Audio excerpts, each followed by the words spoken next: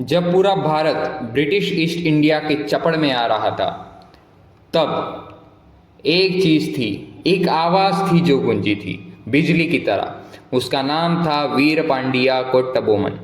तमिलनाडु के वो वीर जो अंग्रेजों के सामने बिना डरे खड़े हुए और बिना कहे द वॉइस ऑफ थंडर बन गए। कट्टबोमन का जन्म सन 1760 के आसपास पंचलकरुची फोर्ट में हुआ था, एक जमींदार कुल में। उनका पूरा नाम था वीर पांडिया कोट्टबोमन और उनके कुल का नाम था ईस्ट इंडिया कंपनी के लिए टैक्सेस कलेक्ट करना। लेकिन कोट्टबोमन एक अलग ही मिट्टी के थे। उन्हें अंग्रेजों का अत्याचार और टैक्स पॉलिसी कभी भी मंजूर नहीं थी। तामिल जमीन की मिट्टी उनके खून में थी, जिसमें था दम, गरज और विश्वास। ईस्ट इंडिया कंपनी ने 18th सेंचुरी के एंड तक साउथ इंडिया में अपना कब्जा जमा लिया था और फिर शुरू हुआ परमानेंट सेटलमेंट सिस्टम, जहां लोकल जमींदार्स को ह्यूज टैक्सेस भरने पड़ते थे। कोट्टबोमन ने कई बार बोला, हम प्रजा की रक्षा करते हैं, कंपनी की गुलामी नहीं। उन्होंने अंग्रेज कलेक्टर से कहा, मेरे लोग भूखे हैं, पहले उनका पेट भरो फिर टैक्स लो। फिर आया सन 1798। कलेक्टर जैक्सन ने कट्टबोमन को रामनाथपुरम बुलाया, पर वो एक ट्रैप निकला। कोट्टबोमन को गिरफ्तार करने का प्लान निकला, लेकिन कोट्टबोमन बहुत होशियार थे। वो वहां से बच निकले और अंग्रेजों की बेइज्जती हो गई। तब जैक्सन ने पंचमलकुरुची फोर्ट पर अटैक की धमकी दी, लेकिन कोट्टबोमन ने जवाब दिया, थुप्पकीयाल वाजोम यत्री वाजोम, मतलब हम तलवार के बल पे जिएंगे, तलवार के बल पे ही जिएंगे। यही था उनका विद्रोह का प्रारंभ। फिर आया सन 1799। इसमें ब्रिटिशर्स ने उनके फोर्ट को घेर लिया। 5000 से ज्यादा सोल्जर्स, टोपियन और फुल मिलिट्री फोर्स।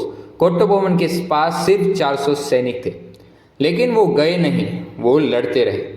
फोर्ट के गेट तोड़ दिए गए, आग लग गई, लेकिन कोट्टबोमन ने सरेंडर नहीं किया। वो पहाड़ों में छिपे और वहां से गुरिल्ला रेजिस्टेंस शुरू किया और अंग्रेजों को चैन से जीने नहीं दिया। एक और दर्दनाक कहानी आई इट्टपान। एक लोकल चीफ ने ब्रिटिशर्स से मिलकर कोट्टबोमन का लोकेशन बता दिया और कोट्टबोमन जी को अरेस्ट कर लिया गया। हमारी हिस्ट्री हमें बार बार ये दिखलाती है कि हमें हिंदुस्तानियों को धोखा दिया है तो किसी अपने ने ही दिया है। हम इसलिए नहीं आ रहे थे कि हम टेक्नोलॉजी में पीछे थे, और हम इसलिए नहीं आ रहे थे कि हमारे पास शौर्य कम था। हम इसलिए हार गए थे क्योंकि हम सांपों को पाल रहे थे अपने आसपास। फिर आया अक्टूबर 1799। कोट्टबोमन जी का ट्रायल शुरू हुआ एक ब्रिटिश मिलिट्री कोर्ट में। उन्होंने कहा, मैं अपने देश बचाने के लिए पैदा नहीं हुआ, मैं अपने देश को बचाने के लिए पैदा हुआ, बेचने के लिए नहीं। फिर सन 1600 अक्टूबर 1799 को उन्हें कयाथर के एक पीपल के पेड़ के नीचे फांसी दी गई और कोट्टबोमन ने मौत के सामने भी अपना सिर नहीं झुकाया। वो मर गए, लेकिन उनकी आवाज़ तामिल ज़मीन में हमेशा के लिए गूंजती रही।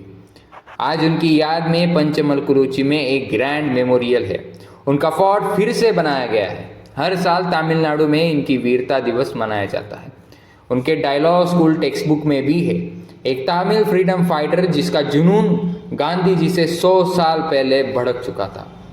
अगर 1857 को भारत की पहली क्रांति कहते हो तो कोट्टबोमन को उसका पहला बिजली कहना पड़ेगा।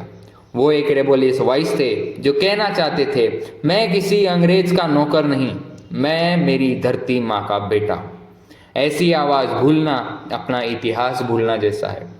लेकिन दुख की बात यह है कि कोट्टबोमन जी से जैसे ही हजारों सेनानी, हजारों हिस्टोरियन जिन्हें हमारी हिस्ट्री में जगह मिलनी चाहिए थी, हमारे टेक्स्ट बुक से गायब कर दिए गए।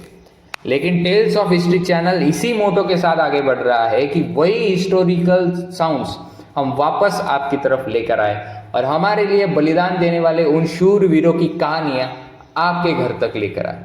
इसलिए अगर आपको ये स्टोरी पसंद आई हो तो चैनल को सब्सक्राइब कीजिए, वीडियो को लाइक करें, ताकि हम अगली बार एक और नई गाथा लेकर आए। तब तक के लिए जय हिंद, जय भारत।